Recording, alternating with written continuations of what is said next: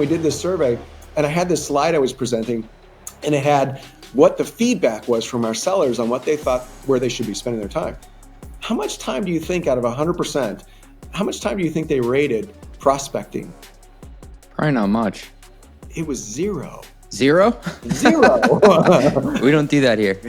But this notion was that they didn't understand that when they were the primary interface with the client on all commercial transactions, that it was logical for them to be the ones who were actually doing the opportunity discovery on potential expansions. Is this thing on? Yesterday's price is not today's price.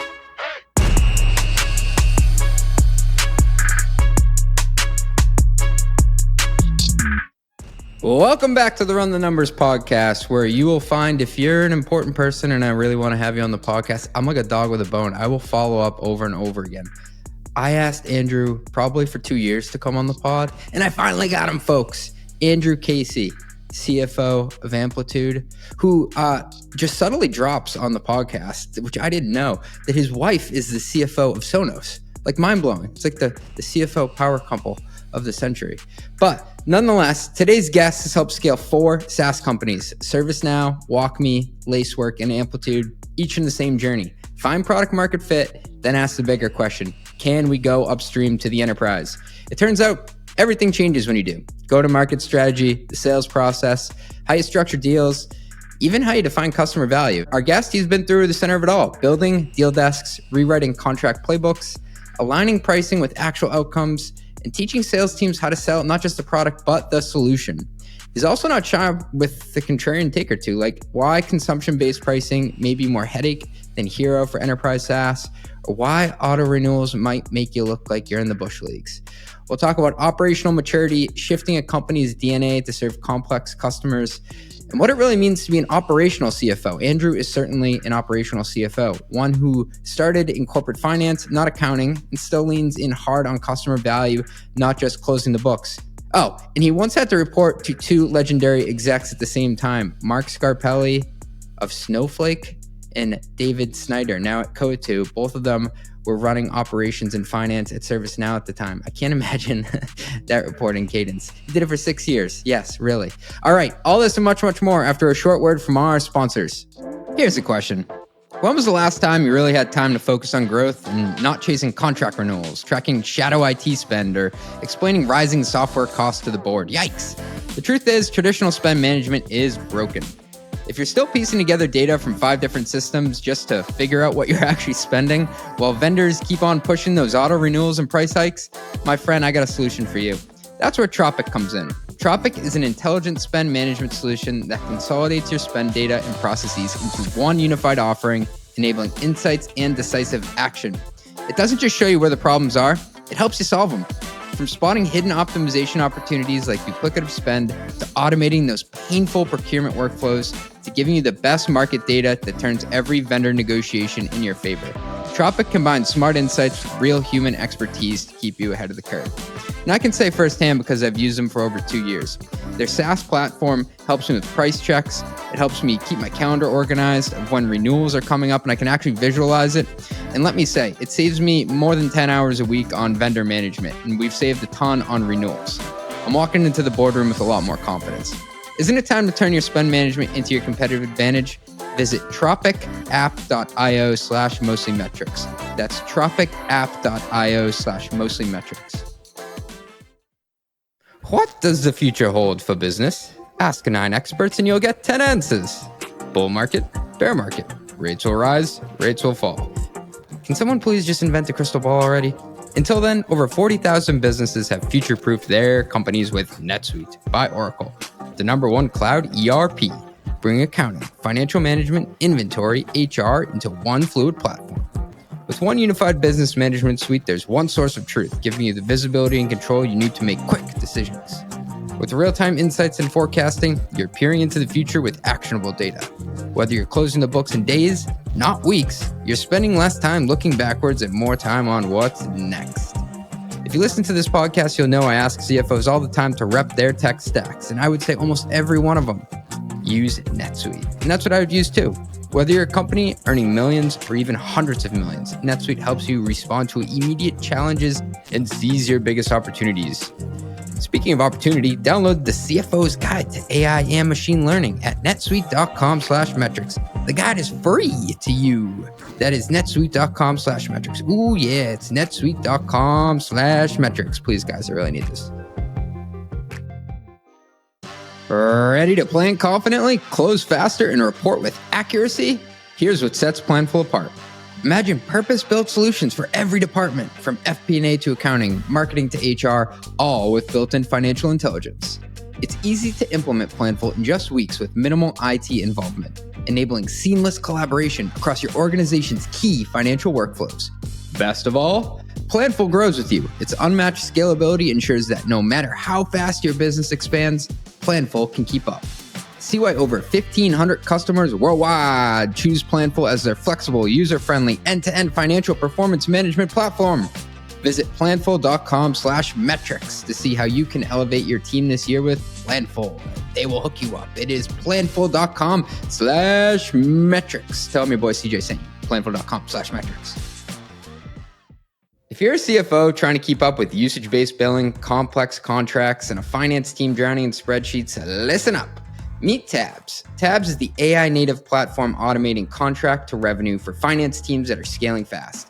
Whether you're selling custom terms, usage-based pricing, or a mix of PLG and sales-led, been there, Tabs turns month-end chaos into clean cash flow. It's like having a controller that never sleeps and a billing analyst who actually understands your pricing model. No more manual reconciliations, no more late-night close deadlines, just clean data from contract to cash. It used to drive me nuts that we do all the work to close the books inside our ERP in our FP&A tool, and then we had to export the most important part, revenue, to this janky spreadsheet and manually calculate what we did that period. And don't even get me started on the back of the envelope calcs we did to get to ARR based on all the unique contract terms we had floating around. Our investors would wince if they knew. Let's be honest, legacy systems here are not going to cut it, folks. Tabs is the system I wish I had in my CFO days. Fast-growing companies like Cortex, StatSig, Cursor, and others are already using Tabs to instantly generate invoices from any contract, automate RevRec, cash application, and get finance out of manual mode. If you want to automate the mess and fix the way money enters the building, baby, go check out tabs.inc/metrics. Again, that is tabs.inc/metrics. And if your team's still closing the books like it's 2015, now's a good time to upgrade. Andrew, welcome to the Run the Numbers podcast. Thank you, CJ. I really appreciate you taking the time to talk with me. Having you as a guest really gives me perspective. It reinforces persistence, because I think I've chased you for over a year and a half. So anybody out there, if you're looking to send that cold email, just keep at it, and one day you'll get a public company CFO like this in your podcast. Well, there has to be a good content behind it too, because like I told you, I've been a big fan for a while. You amplify, no pun intended, some of the things that you try to do as a public company CFO and really driving change and driving scale in our business. And just suffice it to say that persistence is one that kept you at the forefront of, I'm going to have to do this at some point, because one, I want to be part of this and say how much I appreciated the learnings you're putting out. But two, that the timing just wasn't right. As you know, I had gone through a couple different transactions, and it was just never right timing. But now that I'm at Amplitude, it was the perfect timing. Well, timing is everything, and it also gave me a lot of time to keep digging into your bio. And one of the things that struck me, and why I wanted to have you on, Andrew, is you're one of the most operationally focused CFOs that I think are out there. Maybe you could just give a bit of an overview on what led you to be so operationally focused, because a lot of CFOs, or what people think are CFOs, are just traditionally balance sheet and P&L people. But I mean, your career ranges from pricing to packaging to deploying quota. So maybe you could just touch on the early days. So it's you're right. I think that the early days of my indoctrination in the corporate world had really left an impression on how I think even today. And I'll start with, simply when I came out of my undergraduate, I went in. I was hired as an accountant. Remember, I'm hired as an accountant, and it was part of a management rotational program. One of the first things they did was they put me on the customer service lines, answering customer questions, answering the phones, and I could tell you, that's a hard job. I had a lot of empathy for the people who have to do it, but it immediately threw me into solving customer problems, trying to figure out issues, and really having customer empathy. And that really catered to a lot of my thought processes. Even as I was going into my master's program, while I was working, I was at the Peter Drucker School of Business, which is, where I met my wife, who is now the CFO of Sonos. But the thing that I learned through Drucker's training was that, you really have to focus on driving customer value. He's got 5 principal questions he asks companies when he interviewed them. Is like, what's your mission? Who is your customer? How do they get value from what you're providing? And it was permeated everything that he talked about. And it just made a huge impression to me as then I went on to more and more experiences that you really have to understand, that customer perspective. Now, the other thing that happened to me was when I first went out of my graduate degree into Sun Microsystems, they really, really wanted people to have a broad base of experience. Some companies, they foster technical competence and moving through specializations. If you're a tax person, you're really good at tax. If you're in supply chain, you're really good at supply chain.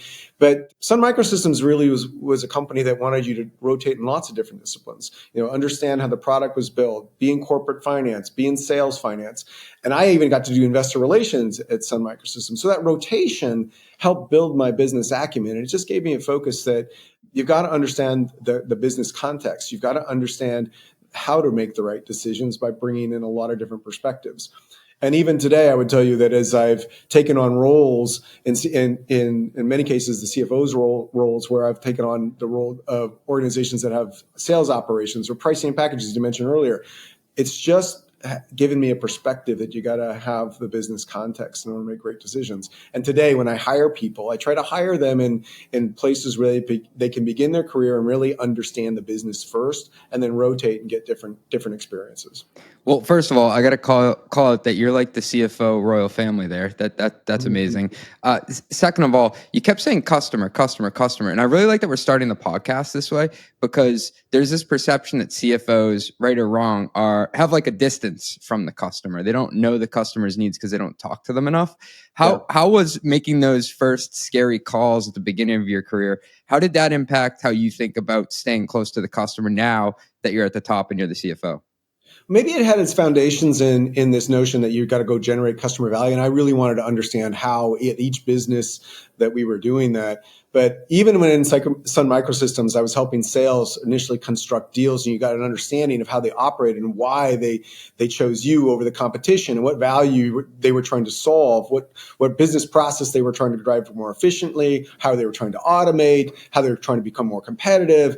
It was always this thought process that how are we helping them? Because if we're helping them, invariably they're gonna choose us as the strategic partner they want in their business going forward. So it probably started a lot there.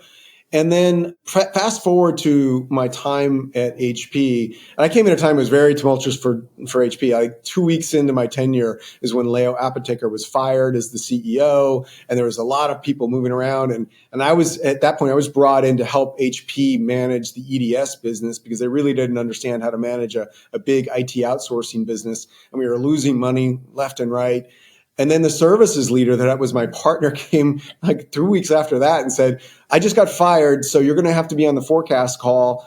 And so good luck. And it was a mess. It was a mess. The business was hemorrhaging. There were really bad contracts. And I remember telling my wife, after getting screamed at during the forecast call that my results were not acceptable, that I might have made a mistake. But the reality was they paired me with a really, really operationally savvy and strategic leader in Dennis Stolke, who was a veteran of EDS and had really known how to build great customer relationships over long periods of time. And so we rolled up our sleeves and got into every major contract that was a problem and started negotiating different ways in which to solve and improve the profitability. To this day, I tell people that there's one client in particular that when we dug into the contract, we noted there was ability for us to cancel if they didn't pay within the time parameters.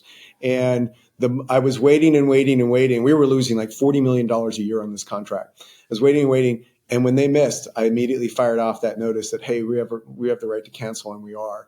And to this day, they probably have a picture of me somewhere with a dartboard because it was a very, very difficult contract and we were able to get out of it. In other cases, it was about trying to figure out how we really drive the right outcomes for the client and remediating issues that were just done poorly on constructs and pricing, which we can talk more about some of the things around, how when you build pricing that's specifically towards customer outcomes, the pitfalls on that.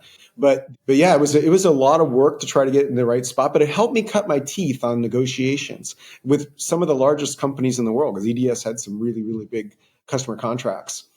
When I left HP and I went to ServiceNow, one of the better career steps that I'd made, and I joined Mike Scarpelli and David Schneider and Frank Slootman on the journey that was ServiceNow.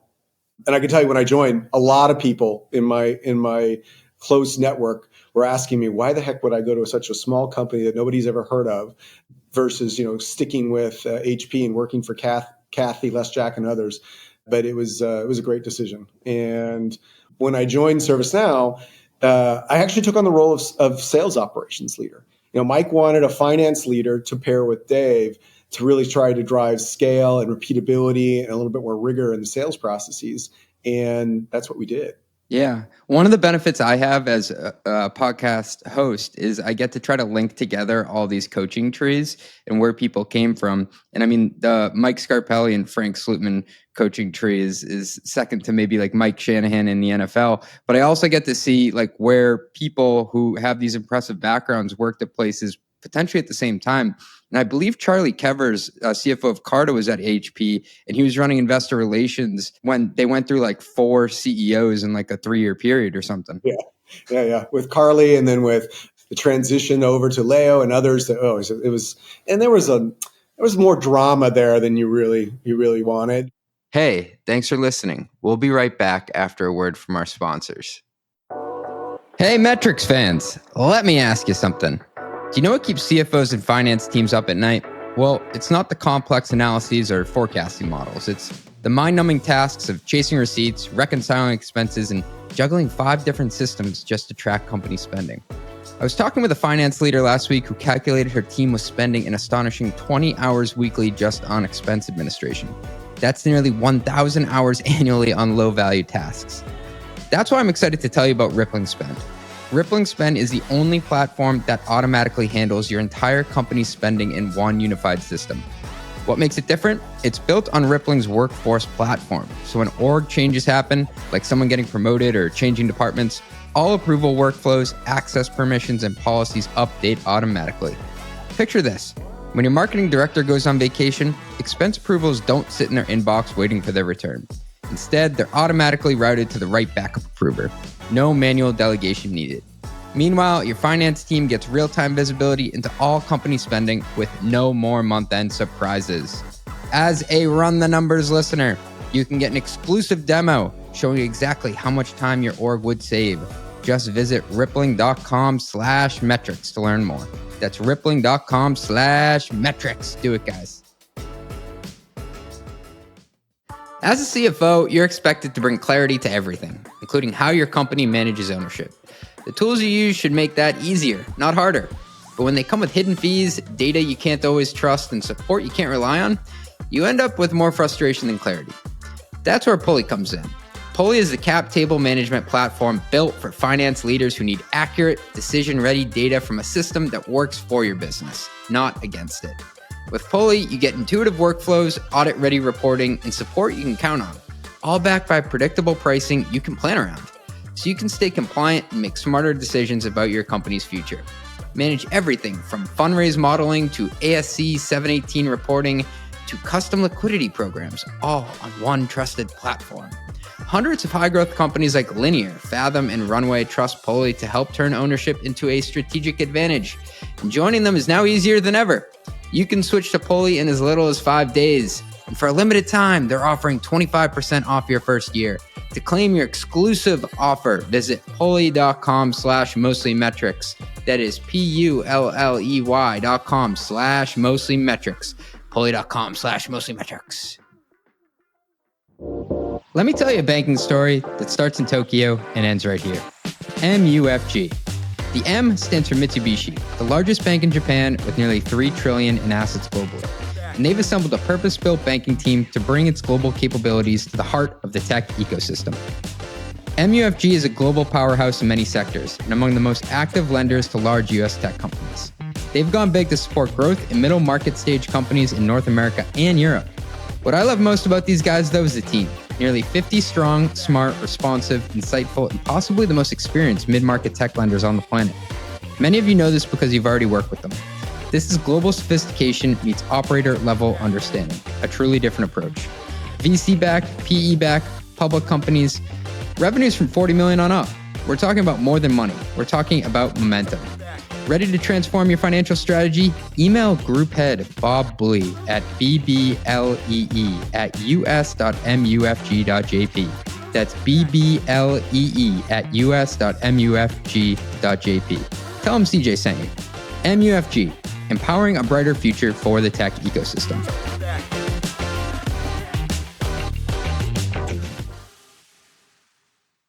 But pressure makes diamonds. Like I think there's something to be said, though, about these smart people like yourself and Charlie who run towards a market that's like, this is challenging what we're doing here. And then you get to do things that maybe earlier on in your career you wouldn't have had the chance to just because nobody else wanted to do it. I agree. And I didn't have an extensive sales operations background when I went to ServiceNow, but Mike and Dave and Frank all thought that I had the right set of skill sets and experiences, and that notion of touch different organizations. So I had a really good broad base of experience to bring to the role. And, I tell people when I joined ServiceNow, despite the fact we were almost 400 million in ARR, we didn't really have a great comp plan structure, go to market. There was no partner ecosystem. Pricing and packaging was all over the place. We had what we called the dirty dozen on contracts that had really bad clauses that you never want to do as a public company. So there's a lot of work to do to get us to scale. And for the first year, it was, we kind of went level. We didn't see, a lot of appreciation in the stock value. And it was a tough culture. It wasn't one that I often told my wife, I don't know if I'm going to make it. Because Mike and Dave and Frank, they all came from the data domain background, and it was a tight leadership culture that I was coming in proposing a lot of different new things about how our sales processes should work, and there wasn't a lot of trust established. But there was a key point in the evolution of ServiceNow where we had finished Q4, had a great Q4, went into Q1, and I was kind of sounding the alarm bell on the pipeline coverage and maturity that we had. And some of the analytics that I was trying to implement into our sales processes, they were just not flashing bright green. They were flashing bright red. And yet I still wasn't getting a lot of attention from the teams. So at the end of Q1, I was on my way up to Tahoe and trying to decompress a little with my family. Dave Schneider calls me and says, we missed the quarter, as you know. And Mike and Dave, they want to know why. And I said, okay, I've got the basics of some of the things I've been talking about in the pipeline coverage and how we should have better positioned this, and it would have influenced our guidance process more. And so the short answer was, I'll put something together. I could probably have it ready by Monday, Tuesday morning, after the weekend. He said, no. They want to see it tomorrow morning at 9:30. Ooh. And so I looked at my wife and told her, look, got a choice. Stop now and we turn around. Or you guys go on and I get a car and I go back. I got to get this done tonight. And, when you have a great partner, you know it. She said, turn it around. Let's go. And I went back. It was about midnight, worked all night. Next morning, went in to present to Mike and Dave, and I had not a large presentation, but it was one that actually showed that our Q4 to Q1 typically has this issue. For some reason, we hadn't connected the guidance that this linearity shift that happens between Q4 and Q1, and because we had such a strong Q4, that a lot of the mature pipe had been already booked, which isn't a bad thing, but it just puts a lot of pressure on trying to get things done in Q1. There was a host of other things I mentioned as well. And afterwards, Frank looked at Mike and said, well, what do you think? And Mike said, we just hadn't looked at it this way. But what he's talking about makes a lot of sense. And so after that, we started implementing some of the changes that I had recommended, and we never missed another quarter. There's this quote from Wall Street, the movie, that life comes down to a series of a couple of interactions. This is one of them.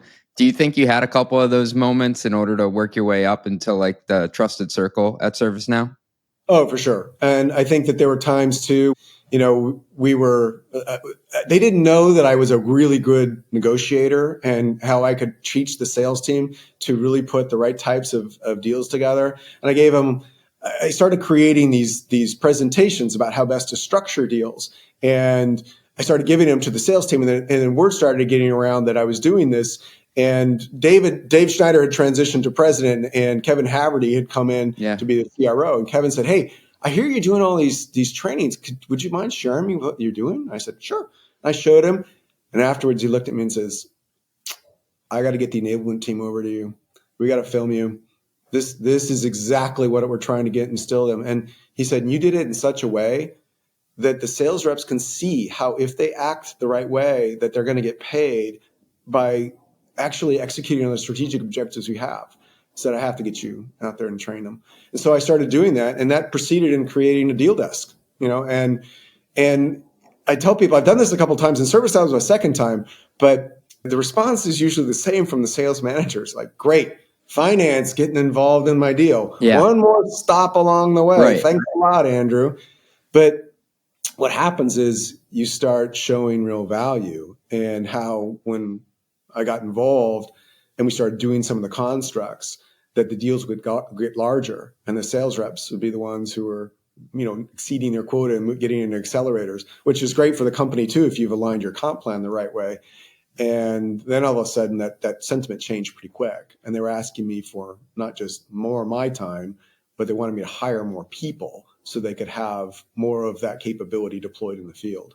Andrew, I want to dig into that because you've seen both the good and the bad of enterprise contract negotiations. What's your philosophy on structuring a deal that's really a win-win for both sides? So there's a couple of things, and it kind of depends on the company you're at, the level of maturity your products are, the level of maturity of the customer. But let's take a classic enterprise sale where your products are proven, they're good and strong, and there's a good value proposition. The thing that I tell our sellers is I construct negotiating deals in our pricing strategy around a couple of key principles. One is we want to incent their adoption, because likely if we built our product the right way, the more they use it, the greater value they get, right? So that's principle number one, and it's the most important. The second is that we should walk away from the negotiating table, and the customer should too, feeling like we had a fair value exchange. If the customer walks away from the table feeling like they got screwed out of the deal, or they don't feel good about the negotiation, and equally, if we feel like that the customer conversation was not one that was built out of a thought process of long-term partnership, then there's always this impediment to doing what I consider a great deal, a great arrangement, one that's going to enable us to have lifetime relationships, irrespective, frankly, of, in many cases, if you're at the same company or not, or things change. If you feel like you walked away from that table and it was fair, then there's a lot that accrues in trust. And if your customers trust you, then you earn the right to have additional conversations. And so that fair value exchange is one. The other is, and this kind of finds its way into pricing, is, look, you've got to have something that's transparent and simple for customers to understand what you're charging them and how that accrues to their value proposition. If there's opaqueness there, if there's a misunderstanding of what you're charging versus what value you're delivering, then there's always this question of whether they're getting the right deal. They're getting a fair deal, and they can't relate it to either the competitive marketplace or ways in which they're measuring that value. And I can give you some examples on that specifically if you'd like, but yeah. that area of making it simple and transparent is really, really important. And it colors everything that I've done around the different types we've done pricing transitions. The last is one that helps in the construct of deals, and that is that you're leaning into their value proposition. You have to understand what value they're trying to accomplish out of using your product or service, and you have to figure out how you can uniquely solve the problems they have and generate that value. And if you can do that in a construct, then you get a really, really good deal for both company, for your company and the customer. Andrew, what does transparency mean when it comes to pricing? And maybe you can go into it from a usage-based perspective because you've worked at a couple companies that price that way. Because I actually believe that like just understanding what you're being charged for and then the ability to accurately forecast it as a person who's bought the software, like two different things. So what's your perspective there? Well, so you're absolutely right, and Mike and I have had this. Mike Scarpelli and I have had this discussion a couple different times on consumption-based pricing, and I poked at him a few times that I don't really have a consumption-based model from Snowflake because the more I buy, the better discount I get, and then you're asking me to commit. That sounds like a SaaS agreement, not a consumption-based contract. But the thing that you're hitting on is really important, and that is that value understanding. Can I forecast it? Do I understand that as I use more, how I accrue value? Or if I use less, how that's going to impact my business? And I'll tell you a little bit of a transformation we went through at my prior company, Lacework.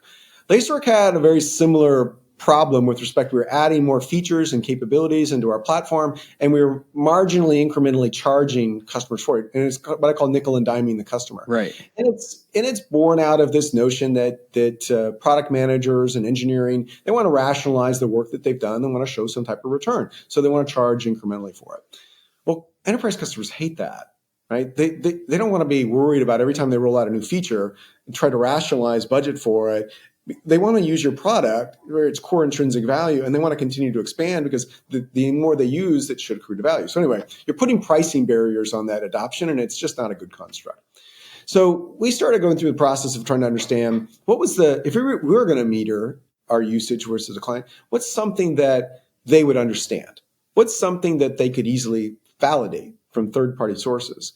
And one of the things we came across was every cloud provider, whether you're Azure or Oracle or GCP or Amazon, on your invoice, you'll get a translation into the number of virtual CPUs you've deployed. Okay, so that's the first thing. We decided that, wait a minute, we can charge on that basis too, and it'll be transparent on what their environments are. Now, Lacework, if you don't know, was a cloud security product. So the more cloud resources you deploy, the more you're going to want to secure them. So as your cloud footprint increases, you're going to have increases in your security. Okay, so that's a logical tie. But the other thing that was out there was we kept hearing from the industry, and customers kind of internalized that you should never pay more than 5 to 10% on security versus your cloud spend. So of your security spend, it should only be 5 to 10% of what you're spending on cloud. Like, okay, that's an interesting postulate. Let's test that with customers. Is that something that they think too? And by and far, every one of them said, yep, totally agree with that. So, okay. So if we can get to a meter that they can validate, vCPU, and we target our pricing, that proxy on value based on that 5 to 10%, then we have transparency that they understand the value proposition. And two, they can forecast it as their cloud spend increases. And so let's test it out. We deployed it. It was unbelievable adoption. 86% of our customers willingly transferred over to the new pricing because it was so much easier to understand. They could forecast it. It was transparent, and the value proposition was clear. Andrew, when a company says I have a budget problem, how do you diagnose whether it's really a cash issue or an expense issue? So it kind of depends on who you're talking to. Is it procurement? Is it the CFO? If it's a CFO, I would say, okay, I already know that it's an expense issue. They're more than likely in a negotiation, they're talking about their actual expense budget and how they're going to capitalize the contract and straight line it over the period. And typically, it matters the number of months in their fiscal period that they're actually budgeted for it, and so you can figure it out. But oftentimes it's pretty simple. You simply ask the question, like, let me just help you understand. So budget, are you having problems with your expenses and your budget and how much has been allocated for this project? And then, like if they say, well, no, that's not really the issue. Like, oh, okay. So is this just the payment side? And then you have to understand too, when is their fiscal period? If you're at the end of the year and they don't have any budget left, is there more budget that's available next year? Is that what you're talking about? So it's a little bit of probing questions, and I would say in a manner that is not, like they don't feel like they're under the spotlight and you're trying to hold them down, but just help me understand how best to solve what you're telling me is a problem right now. And oftentimes they'll just tell you. And once they start telling you the issues, you can start diagnosing what the right levers are for you to pull in a construct. if a customer is at the end of their fiscal period and they say they don't have any budget left, but they're telling me they've allocated budget for the next fiscal period, let's say that's a December to January timeframe, the construct is probably one where the start date is on January 1st, will help them align their budget effectively.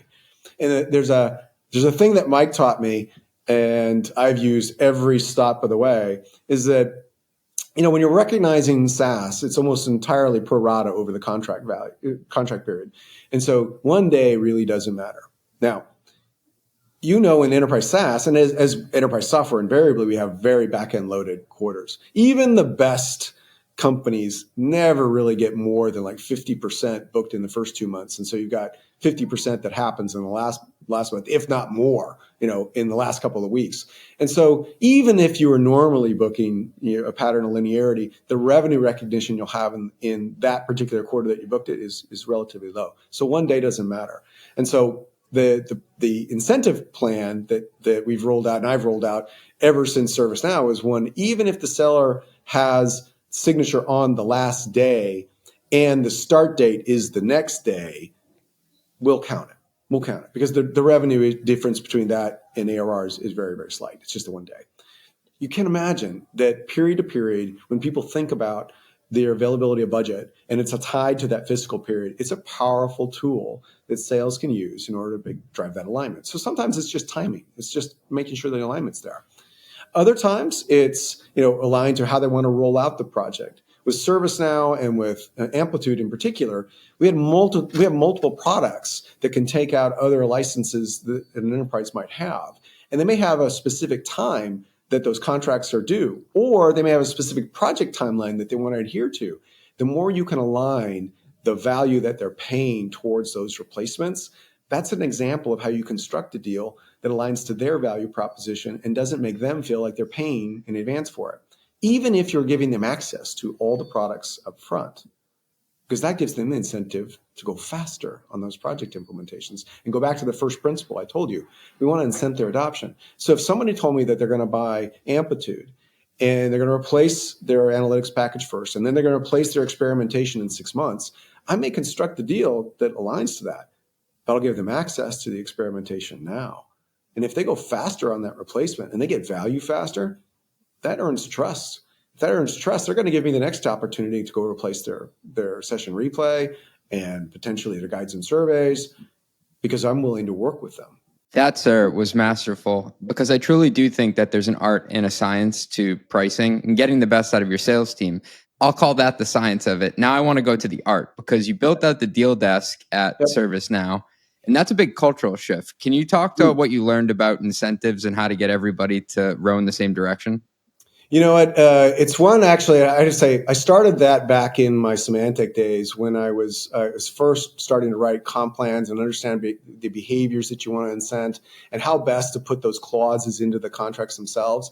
When we got to ServiceNow, there really wasn't much of a comp plan design. So I was working with Dave, and we started off with, well, what are the things and the behaviors that we want from our sales team? What are the strategic objectives we want? Because I like to tell people, you never sit down and write your comp plan first and then figure out the strategy. You got to figure out the strategy first, and then build the incentives to go reinforce it.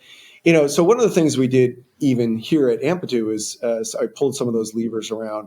Look, we've had a churn problem with customers that were oversold, and in many cases, I would say bad sales behaviors.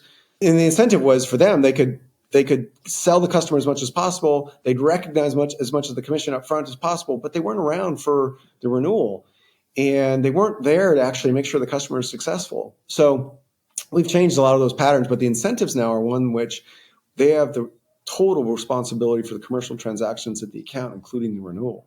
And they're on a net new ARR quota basis. So if attrition happens in their values at the account, that actually is a negative attainment versus their new business that they're going to drive.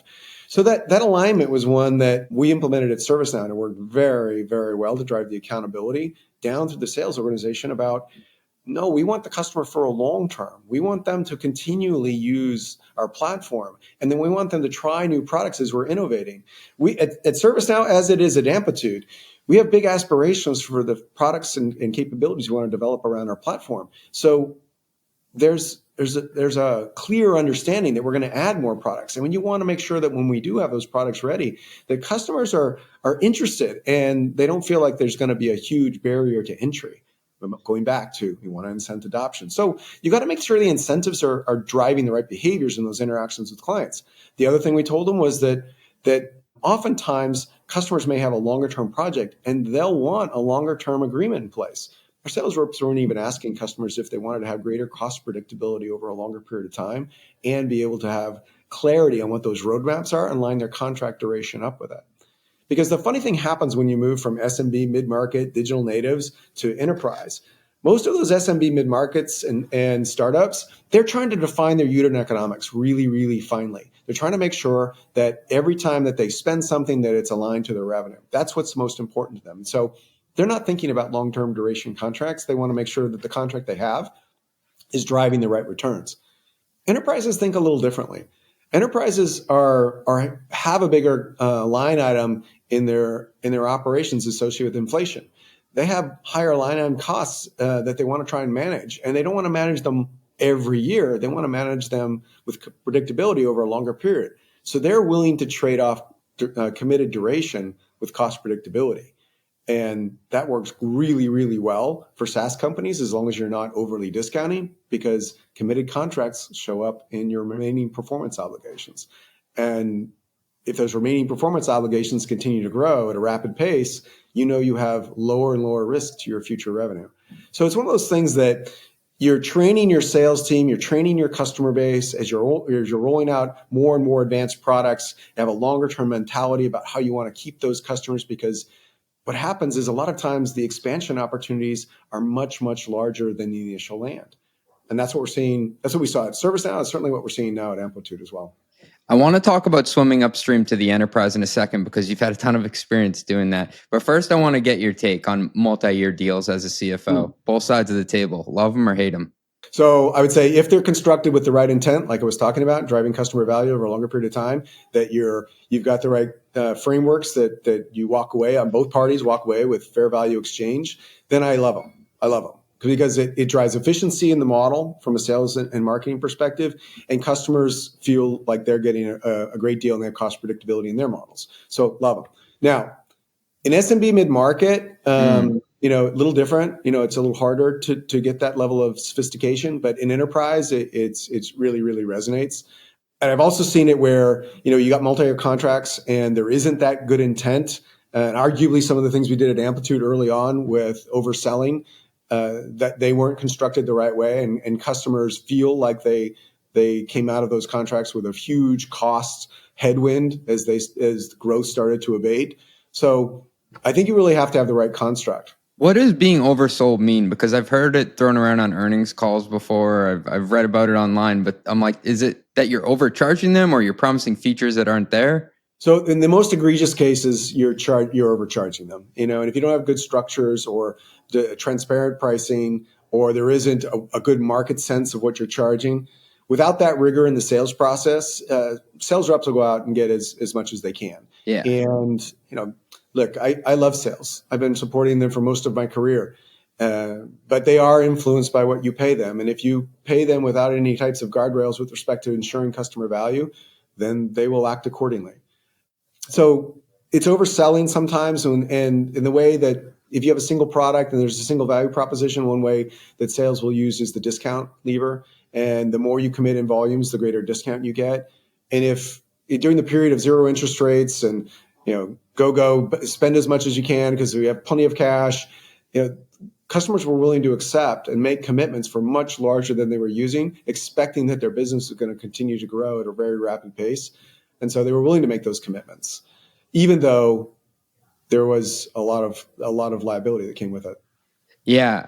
Coming out of the zero interest rate environment, I had this theory that there were going to be a lot of companies that looked around saying we shouldn't have committed to a multi-year contract. And then a lot of sellers who said, holy crap, I'm about to have a massive churn in 18 months. Yeah. And that's exactly, unfortunately, that pattern had happened at Amplitude. And it's been a good 2.5 years of working through it.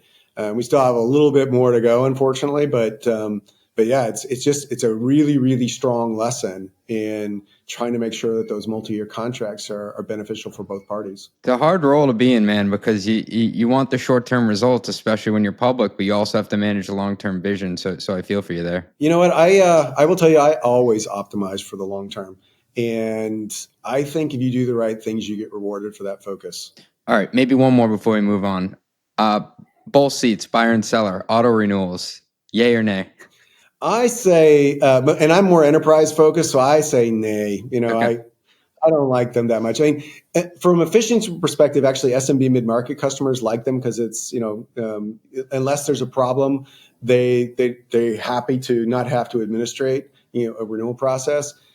If I'm forced as a buyer, as I'm forced into putting an auto renewal clause in the contract, I tell the procurement person once the contract is inked, like a day, a week later, send them a notice that we're canceling. Yeah. And my perspective on auto renewals, and this has developed over time because I used to be super pro auto renewals, but if you're depending on auto renewals to hit your retention marks, A, it probably means that you're not that confident in your product and customers would be happy. And B, just like personal experience, Andrew, I've never had a situation when auto renewals came up where people were happy that it was coming up. Yeah. I agree with you. And so it's something that I think that the machinery, transactional focused models had put forward, but it's not applicable for the enterprise. For the enterprise, there's other ways to make sure that you've got a framework that is customer friendly and gets to that fair value exchange in the contract, and it gives you some predictability on what the cost will be. One of the things so customers always tell me they want three things. They want standard SaaS clauses, they want flexibility and usage across our products, and they want that lean into my value proposition. So one of the things that you can do to provide a level of increasing renewal and have the customer feel like they've got a good cost hold on what that's going to be is by putting what we call a price hold in the contract. That basically says, look, if you're willing to agree to these same provisions at these same volumes, I won't increase your price by more than X. And that's a very friendly way to help get to that point. And my experience has been when you've done that and the customer feels and walks away like they've got cost predictability even beyond the contract period because they're increasingly betting on you being able to provide value to them. That's a way of actually driving the same outcome that people who put the auto renewals in place tried to go achieve. Andrew, in looking at your resume, you've been a part of some incredible rides through the enterprise. But I recognize that going to the enterprise is bigger than just saying we're taking on bigger customers now, we're raising our prices and packaging something differently. How does the go-to-market strategy change everything when you're scaling up? So it'd be remiss if I didn't say, look, your product has to be there too. You got to have the security and role-based access and all the other feature sets that enterprises want in order to appeal to enterprises. You can't just say, I want to go enterprise and there you go. You just put a sales team in place. You got to have a really strong product that actually appeals to enterprises. Now, if you have that, then usually the march from SMB mid-market is taking a very transactional model and moving it from the manufacturing process, like everybody looks the same. This is how we should operate them. This is how we take our first discovery. This is how we negotiate the deal. This is how we close the deal. And this is how we move it to customer success, on, to a more of a value-based sell, where you're increasingly relying on an enterprise sales exec to understand the customer's problems, figure out how you uniquely solve those problems, appeal to the champion, like you're going to make them successful because if they invest in you, they're putting their career on the line to achieve an outcome. And so you've really got to work and build a relationship. And that's a skill that a lot of sellers just don't have. And you need to develop it. And sometimes you can take those transactional sellers and move them up, but a lot of times you got to kind of intermingle sellers who've had that experience to really drive a whole new cultural change. And you got to have a sales leader. You can't have a really good seller. You have to have a sales leader. You have to have a David Schneider. You have to have a Kevin Haverty. You have to have a Thomas Hansen who understands that it is a long-term relationship that you're building. So that's the first step. You're changing the culture of sales fundamentally. And you're starting to adjust all the major processes you have. So what was before maybe a simple stage process with very simple criteria? No, now we're going through discovery. Now we're going through an MSA review, which is in some cases on the customer paper. Now you've got data protection and security reviews and often a POC and bake-off. These are all major steps that an enterprise will require before they're going to allow a technology like Amplitude to be run within their environment on their data. So that whole process changes the sales cycle. It's no longer 3 to 6 months. It can be 9 to 24 months long, depending on the organization and how significant the changes are for them. So you need to understand that that's going to be your selling process. And increasingly, you have to change your demand generation. It can't just be BDRs dialing for potential. You got to develop multiple ways. You got to have marketing campaigns that are both programmatic and field marketing related. You've got to create a whole new channel with probably your partner ecosystem. So the partners, and they take your technology and are implementing it with enterprises, they can show how to do the complex integrations and the workflow optimizations. So the demand generation has to change, and how you instrument the understanding of investments around which channel is the best and most optimized versus that. And you have to make sure that the sellers understand that, the expansion source of opportunities, it's them. It's them. It's no longer marketing. It's them who is actually doing the selling. I remember at ServiceNow, I brought in a consultant once to help us do some of this transformation. And not because we didn't know what to do, but rather because when a third party says it, people tend to think that it's more validated. So we brought him in and we did this survey, and I had this slide I was presenting, and it had what the feedback was from our sellers on what they thought that, where they should be spending their time. How much time do you think out of 100%, how much time do you think they rated prospecting? Probably not much. It was 0. 0? 0. We don't do that here. But this notion was that they didn't understand that when they were the primary interface with the client on all commercial transactions, that it was logical for them to be the ones who were actually doing the opportunity discovery on potential expansions, especially with new products where you're doing cross-sell. So there's that whole evolution in the processes themselves. And I would say oftentimes you start to have an instrument new ways of understanding how your pipeline and your dynamics are occurring, and what is affectionately called in the Valley is, we just have so much pipeline coverage, which if you don't know what that means, it's you have a value of your pipeline is X times that amount that you're expected to close in any given period. And when I first joined, there was certainly this notion that, you have to have a 3X coverage on your pipeline. Well, the more I looked into that, I said, wait a minute, that's not sophisticated enough, because the amount of pipeline you need for an expansion where you already have an MSA in place, you already have a DPA in place, you already have a lot of these basic reviews done, the sales cycle should be shorter. So I don't think you need as much coverage if you're doing an expansion. But if you're going after new prospects, we know that those prospects can sometimes be very long in their sales. So you may need even more coverage. So I started digging in and looking, and this was early on at Symantec, but when I was digging in, I was like, wait a minute, it really depends on where this exists. And we ought to start developing a thought process based on the individual pipeline at a lower level, whether it's new logos or it's expansions, to really understand what the potential conversion rates are and what if you have enough coverage in order to hit the number.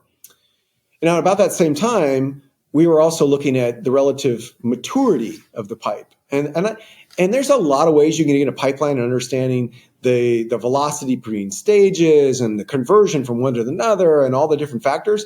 And I immediately thought to myself, this is way too rich for sellers to understand. And not that they're not smart, but we needed to make something simple so they understood how the dynamics of coverage and maturity work together. So I developed this said, look, you need to understand that of your pipeline, there's a certain percentage that has to be late stage versus early stage. And the more you have late stage, the higher propensity you have for conversion, which made a lot of sense to sellers and managers.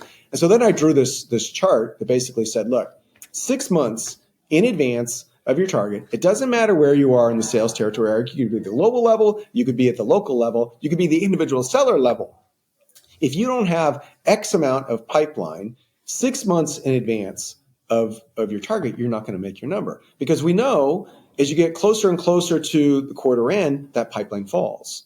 It falls in the level of coverage because you could have losses, you could have changes in value, you could have things that push, but pipeline coverage falls all the way down to what you actually close for the period. So if I said you need 4.5 times the amount of pipeline in order to hit, call it $10 million, well, you'd say, well, you need $45 million in coverage, right?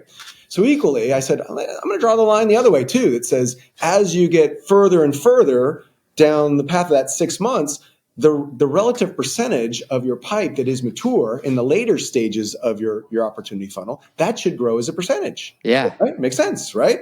And so I then started teaching them, look, there's 6 months in advance, you're this month in advance, you're 3 months in advance. If you're not on that curve, you need to take action.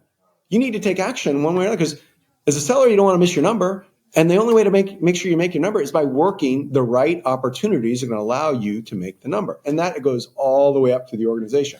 So I started using this slide over and over again. And the funny thing is, I said I developed it kind of at Symantec, but I can tell you the dynamics at every company where we've gone through this transition from SMB mid-market to enterprise sales, where the sales processes are elongated and the criteria and stages tend to be more sophisticated, I've used this as a way to help sales managers understand how they should be managing their sellers and to make sure they're on the right path. Because if they're above or below those curve lines, sales managers should be diving in and trying to help their seller the most they can to get back or above those curves.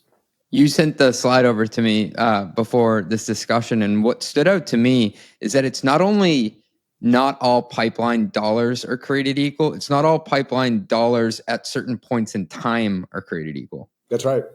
That's right.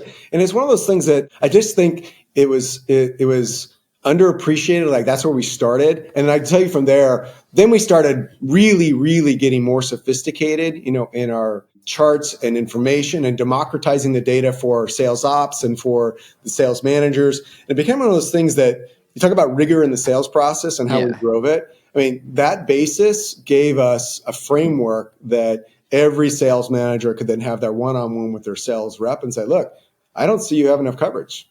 I think of the coverage you haven't actually matured it much. What are we doing about that? Do we need a sales campaign? Do we need some marketing dollars spent? Do we need to do a dinner? Do we need to have some executive intervention? Like, you start acting on it. You're not waiting for things to not show up. You're actually prognosticating what is going to happen if you're off those curves. Andrew, I want to go back to something you said a couple minutes ago, because it was something subtle, but I think it's extremely important in having a mindset shift selling to the enterprise. And you had said that from a buyer's perspective, a lot of them are betting their career on something being successful. And we'd spoken to Jeff Cooper, CFO of Guidewire, and they do these massive implementations at insurance companies, vertical software, where a CIO is sitting there saying, listen, I can bet my career and do this transformation now, or I can wait for the next guy in 5 years who will take my job and do it. But either way, like, someone's ass is on the line if this goes good or bad. Can you just speak to that quality in selling to the enterprise? Yeah, I think I crystallized that when we were when I was at HP and EDS was doing these big IT outsourcing. And you think about the CIO across the desk saying, I'm about ready to shift everything that I do for the company over to you with the expectation that you're going to do it better than me. Wow. And you really get to the point where you're like, okay, this is make or break for this person. Right. And if we don't feel that pressure coming through, then you're not as customer focused as you need to be, because the reality is you make and break careers that way. And through different companies, I'd say I've come up against this. At Lacework and in Symantec, it was security related, but you can imagine if there's a breach, that's like the worst thing for a company to have.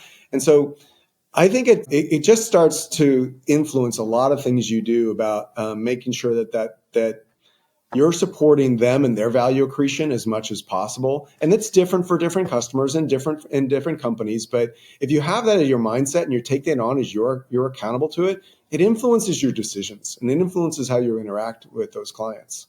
This may be a stupid question, but what defines enterprise? Is it simply just the number of employees that work somewhere? I think that it depends on the company and how they approach it. But I tell you, there's a lot of companies who use that because it's the easiest thing for people to understand, especially from investors or when you're trying to do segmentation. There's a lot of information about the size of companies and the number of employees they have. You can use lots of different third-party sources to get to that information. And when I talk about like G2Ks, you could Google like right now and say, what's the average number of employees at G2Ks? It's something around 58,000 or something. So it's a measure that a lot of people understand. And in a lot of cases, the purchasing power and the level of investments that those companies made is somewhat dictated by the number of employees they have. Now, I would tell you at Amplitude, we added another criteria, and it's because we kept looking at the proverbial 1,000 employees and bigger as the demarcation line for enterprise. But there was this really interesting conversation that Thomas and I had, and we're like, well, then we wouldn't be selling to Amplitude. And I said, oh, wait a minute. Oh, wow. You're right. But we're a significant company that we would want to target if we were selling to them. We would want to target us. And he goes, yeah. So we need another measure. So we added companies who have over 100 million in revenue as well. So it's 1,000 employees or more, or they have greater than 100 million in revenue. That totally checks out to me, because like a year ago, OpenAI and Anthropic wouldn't shown up on like the enterprise register. That's exactly right. So we wanted that barometer. Now, is it scientific? Is it consistent? No, it's not. You can go look at a lot of different companies, and they have kind of different demarcation lines.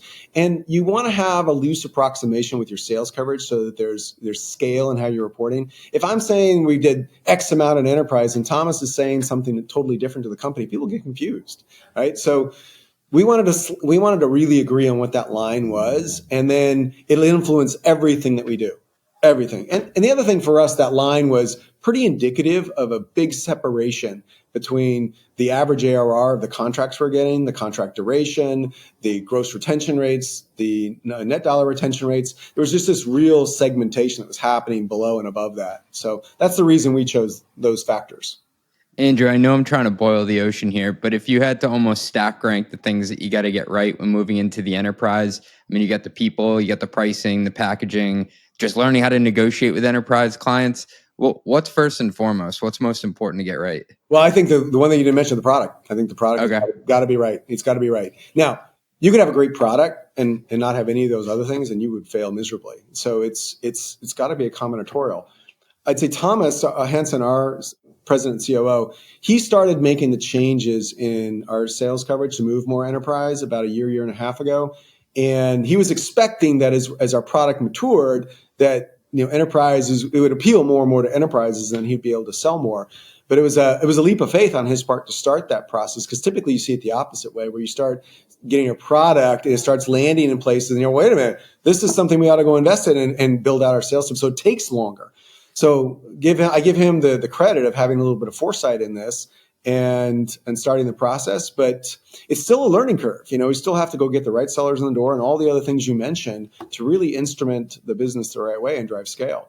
I believe that when you get those things working really well, it's kind of a self-fulfilling prophecy. You really start moving in the right direction. Well, for everyone who's been hanging out with us for the last 45, 50 minutes or so, I think it comes through very strong that you're an operationally minded CFO. And you came up through corporate finance, not accounting. Well, I guess what's different about how you approach the CFO role because of that? Well, too, it'd be a little remiss if I didn't say that I am an accountant. So I am a certified managerial accountant, and I do have technical competencies in those areas. Better man than me. But when I was starting my career, I really gravitated more towards the business and really using my technical capabilities to really help and drive the business objectives. And so every step along the way, I was looking for ways in which to broaden my experience. And I just happened to not go into the audit field. I was maybe by chance, but a little bit by focus.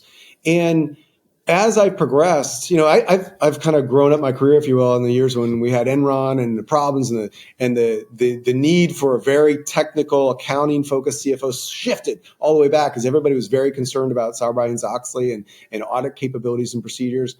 But over time, I think what the CFO role has evolved into one is a really strategic advisor for the business and somebody that the CEO can depend upon to give an unbiased perspective on the decisions that the company needs to have. And I think it's my absolute requirement that I lean in on many, many aspects of the business. I happen to have spent a lot of time helping sales because I think it's an area where I enjoy and I love talking with customers. But I was very involved in a lot of the acquisitions we did at Oracle when I joined right as we were ending PeopleSoft and all the way up through BEA. And you can bet I was very involved in the acquisition of Command AI here at Amplitude. So whether it's pricing and packaging, it's leaning in on our investments on the marketing side, it's deciding how well we should or not implement a new tool in IT. I think it's just really, really important that the CFO has a strong business context, because if you're just relegated to the accounting and reporting functions, you're not giving the best to the business. Absolutely. Mike Scarpelli just announced his retirement from Snowflake. You work for both him and David Schneider at ServiceNow. Can you humor me and tell the story about getting hired there? Yeah, it's a fun story. So I had kind of decided that when HP was going to sell EDS, that I didn't want to stay long term at HP. So I started talking to some of my VC friends, and they were having me go through and meet with new startups that were looking for like a VP of finance that could grow into a CFO. And then one day, a friend of mine over at Greylock Partners called me and said, "Hey, there's this company that's already public, and I know that's not what you want, but hear me out. They really need a finance person who's got operational experiences, and they're trying to make a concerted effort to scale and push into the enterprise. And I think you'd be perfect for them. Would you be willing to talk to them?" And I said, "Okay, who is it?" And he's, "ServiceNow." And I said, "Never heard of them." And he's like, "Service who?" Yeah, exactly. And I said, "Sure, I trust you, so if you think it's a good." So I went and talked to David Schneider. We had a really good conversation, and it was meant to be like the first interview, an hour long. And afterwards he says, "Hey, can you stay a little longer?" I said, "Sure. Yeah, I can stay longer." He goes, "I really want you to meet Mike Scarpelli, our CFO. I think he really like you." So we walked across to the next building, and Mike was there, and I sat down, and I thought it was just going to be, a quick meeting. That was like an hour and a half discussion. Mike and I hit on a lot of different things and really thought very similarly in a lot of different areas. Mike, at the end of it, said, "It's been a good interview. You got good background. Can you stay a little longer?" And I said, "Oh, sure." And now this is getting to like 5:30, 6 o'clock at night. And I said, "Sure, what's up?" He goes, "Frank's still here. You want to talk to Frank?" I go, Frank Slootman? Yeah. Wow. And so I tell people is that the interview with Dave was good. The interview with Mike was better. The interview with Frank was really good. And Frank probably doesn't remember it as much as I do, but we had a good conversation at the end of it. He was very much like, "Hey, you need to come here. You need to be a part of this team. And if you don't, then you're stupid." So where was your head by then? Were you getting sold on it? I was really getting excited because they were saying things that I thought I could really make a difference. And I look, when I try to figure out where my next stops would be, it was always about the people, the product, the customer focus, and whether I could really come in and make a difference. And they really were appealing to what I thought I could offer. And so that at that point, I was like, "This is really interesting." So we end the meeting, and we found out that Mike and Dave are arguing about who I'm going to report to. And so I told Mike and Dave, I said, "You know what? I'm a big boy, and I've seen how organizations that get built, they can be dysfunctional when you have sales, operations, and finance not on the same page." So I said, "Why don't I just report to both of you?" And Mike said, "I'm fine with that." And Dave said, "Wait a minute. I don't know if I want you reporting to Mike." And I said, "Dave, I think that this can work because we need to be on the same page. We need to be aligned to what we're doing." And Dave's like, "Okay, let's give it a shot." And so for 6 years, I ended up reporting to both Mike and Dave. I sat on both staffs. They both were, opinionated on my performance. And yeah, it was a great run. I started off with a group of sales ops, which was really more like order ops at the time. We weren't very sophisticated, but slowly but surely we started building out all the major functions that I think about in terms of a go-to-market finance organization, like deal desk and pricing and sales operations and the tech stack for the sales team. And it was one of that. By the time I left, that organization was over 400 employees. So it was one of those periods in time where you look back and it was tough. We had a lot of work to do, but very, very rewarding given the work that we put in. And to this day, people still come up and tell me that they've seen videos or remember some of the trainings that I gave on deal constructs. It truly is remarkable how many chief financial officers and chief accounting officers came out of that group. I agree. I tell Mike all the time, he should be very proud. People that I work with, and they're great people, all of them that become CFOs, and we're still in touch with one another. Yeah. Yeah. I'd imagine there's a little bit of a competitive spirit there too. There always is, but in a good way. In a good way. Yeah. I'm very happy for Dom, and Lisa's found a job recently, and Greg just moved into a new job. But we all benefited from Mike's great tutelage and knowledge, and I'm very happy that Mike and I still talk to each other regularly. Well, on that note, I'm going to take you into what we call our long ass lightning round. So Okay. I ask every smart CFO on the podcast, you got to give me one thing you've messed up before. So I saw that question and I was like, geez, there's so many. How can I? Oh, come on. How can I pick out the right ones? But I can tell you, when I was in, there was one time when I went into investor relations, and this was like 1997, 98, with the financial crisis that was hitting at that point in time. And the Wall Street Journal had called our PR department and needed a quote about basically, what Sun Microsystems' exposure to the financial crisis was. What was our business like in that region? And I said, okay, well, let's find Mike Lehman, our CFO at the time. And Mike wasn't around. I said, okay, well, let's see if Ed Zander or Scott McNeely. Nobody was available. I was like, where was everybody? But I was the only one in the office. And they said, look, we got to stop this. The journal's on time and we need to go now. It's you. And I said, okay, let's go. So I got on with the reporter. And I gave the right answer, and there wasn't a big exposure for Sun Microsystems, but it's something that we were watching, and we're very close with our teams out there and making sure that customers knew we were going to support them. And so I thought I did a good job, and the PR person said I did a good job.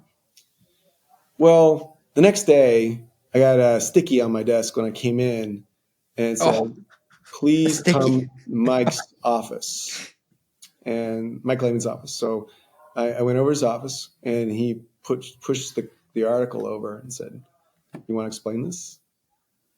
And I said, "Well, Mike," and I told him the story, and he said, "Here's my number. There's never a time in the future where you're going to not be able to reach me. And wow. You need to understand that the word that you give to investors and to the markets can sometimes really move things in both a positive and a negative way." He said, "So remember that, because at some point you may be a CFO and somebody working for you may have done the wrong thing or the right thing when speaking to investors, and they need to know the same message." That is a valuable one. It was, and it's one that frankly, I've kept with me, and I'm always cognizant of making sure that I'm available for our team, especially when those types comes up, and making sure they know too how best to answer some of those questions. That's a great lesson. Next one I got for you. If you could tell your younger self something, knowing what you know today, what would you tell him? Be more patient. I'm one of those people that when you've done personality profiles or other things like the willingness to accept change, I'm usually off the chart. And I love driving change. I'm one who doesn't pontificate and focus on the past too much, other than to learn, what has gone right or wrong and try to apply it in the future. But I don't lament. I don't regret. I push forward and focus. And sometimes in my past, I've run too fast, too far, that people lose sight of me and don't know how to act. And so I got to remember to be a little bit more patient, leave the breadcrumbs so they know where we're going, and help them along the way and understand the reasons we're making changes. That answer applies verbatim to myself. So that's a good one. Okay. More of a technical one. Can you walk me through your finance software stack? What tools is your team using to get the job done? It's classic for the size we are. We have NetSuite for our accounting. We have Salesforce for CRM. We use some Ricardo and Workiva for integration related work. We're not super complicated right now, so there's not a lot of additional modules around tax or billing or other things that we've had to go do. We'll deploy a PSA in the future. That's when I think you were referring to earlier, like what are you going to buy in the future? It'll be, as we build up our services business, we'll have to implement a PSA and professional services accounting system. So that's partly that. I'm really focused right now at this stage is democratizing the analytics capabilities for the company. One thing you find at a company this stage, you don't have great data integrity and management. I'll give you an example. Like a rep can go create a whole new account in your CRM. Well, what if there's already an existing account? You don't want them to go create a new account because that may not be in the right hierarchy and all the things that can go wrong when you don't have consolidated information about your customer hierarchies. So those types of things we're getting better and better at, and getting consistency in how we define things. When I first arrived, there was a lot of, well, we define ARR in 7 different ways. I'm like, no. Yep. We're going to define it one way, and everybody's going to use it. And it wasn't that there was anything different with respect to the accounting side. It was more of how people were cutting and redefining ARR to meet their own needs or their own viewpoints. I always joke with guests, like, you'd be shocked at how difficult it can be to just define what a customer is. It's funny. That's exactly one of the questions I asked. Really? Yeah. No, I still have my interview questions. I come in, tell me how you define a customer, because you're absolutely right. And when I was putting my team through, this was at Lacework, not here at Amplitude, but I was putting my team through some of this work. I told SentinelOne had come out with a restatement of their ARR. And I remember that. And I told them, this is the reason. And I'll tell you exactly how they screwed this up. First, they were annualizing monthly contracts that weren't committed. And so they were making their ARR based on monthlies that didn't have any commitment. So think about it in terms of a customer signs up to you $10,000 on a monthly.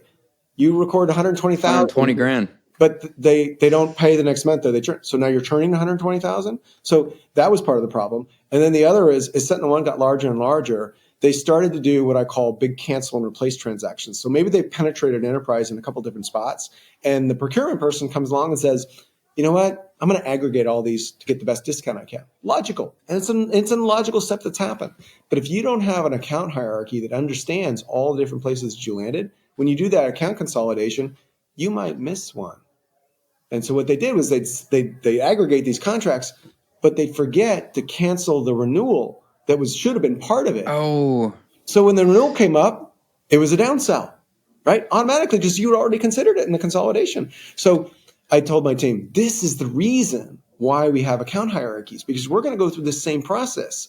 And as we do, we got to be ready to capture those so we're not misstating our ARR like they did. I had like a visceral reaction to that. I know exactly what you're talking about. And it's one of those, like, if you know, then you know, if you're listening. Yeah.